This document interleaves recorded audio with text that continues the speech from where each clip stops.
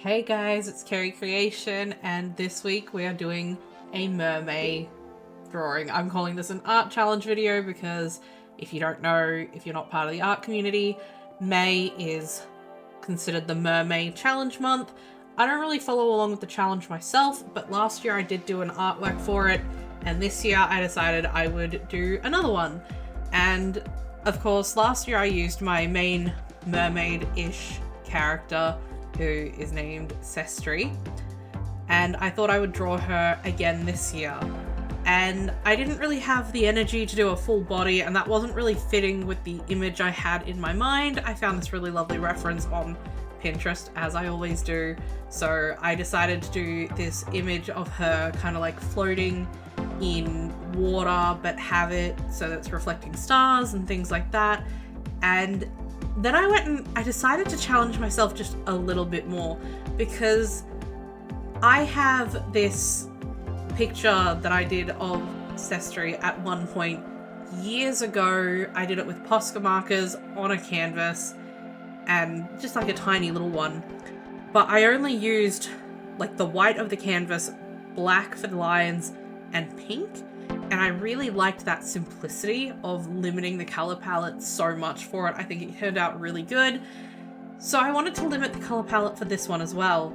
So this one's actually going to be limited to, I guess, white and black as givens and blue and red, because that's what fits really well with her color scheme.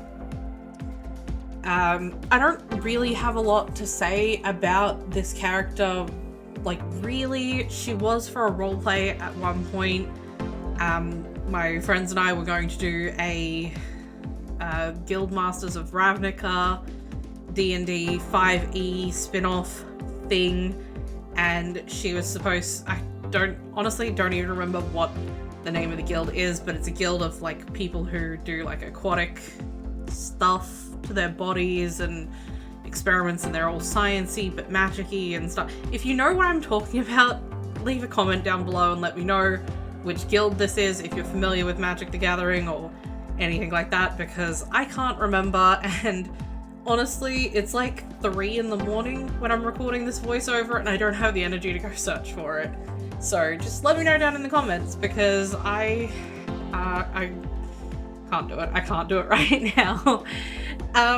But yeah, I designed her for this game, and it was lining up to be really fun. We unfortunately, due to like circumstances, only got to play like, I think it was like three or four sessions of it before things got in the way and we had to put it on hiatus, and hopefully we will go back to it at some point in the future, but it's not really on the cards yet. It hasn't really been on the cards since we created her.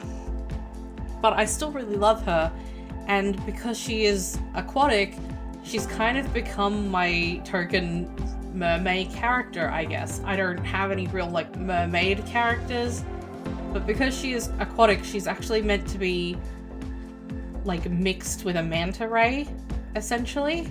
I consider her to be my mermaid. If you haven't seen last year's video, it will be linked probably at the end of this video. I'll put it in the link. I honestly don't think the artwork turned out as good as this one, but feel free to go give it a watch and let me know what you think there as well.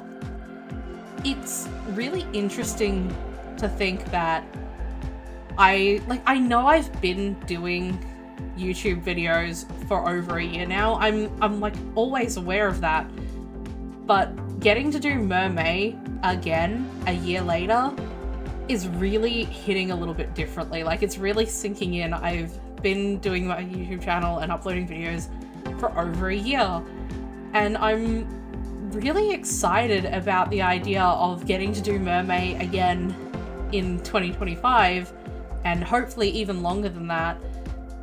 Like, if I could do this every year and upload this video every year with different pictures of this character, and I just think it'd be a really fun way to go back and see how I've grown in art, and I'm so excited for that. Like, the idea just excites me, so I'm really happy about it, and I hope that, you know, people who are watching this video this year, hopefully you'll be here next year, and if you were here last year, I'm so glad that you're still here with me. it's just all really kind of exciting, I think. To me, it's really exciting. I'm just kind of thrilled, honestly. You can see now I'm going through with the colors, and I wanted to kind of go through and put just a little bit of definition on the face, so I put in a little bit of blush because I was like, yeah, that'd work, that's good. And when it got to the shading for this image, I didn't want to overpower the image with too much shading. So I actually decided to go with like a little, like my normal purple. I tried to get it close to the overlay color that the blue and the red make, and I think it counts because if you mix blue and red, if this was traditional, I'd be able to make purple. So I think it's fair. I don't think that's cheating on what I decided with the red and blue challenge, but I didn't want to add too much. I didn't go in and do my normal definition of the face. So normally what I would do with the face is I would go in, and don't worry about the green here, by the way. I just needed to know where I had filled in so that I could fill it in with white for the shading process. But I didn't want to go in and do the normal like contouring steps that I do with the faces when I do shading, because I didn't want to add in too many more colors. So it's just a really simple flat kind of shade. I didn't even end up shading too much of this image because I didn't want it to distract too much from all of the other stuff that I would put in. But I finish up with my normal highlights and just add that little bit extra something to it, and this is the finished image. So thank you so much for watching. If you liked the video, please put a like on it. If you're not already subscribed, please consider subscribing. And not only will I hopefully see you next week, but next year when we're doing Mer-May, I hope to see you guys again then. For now, bye!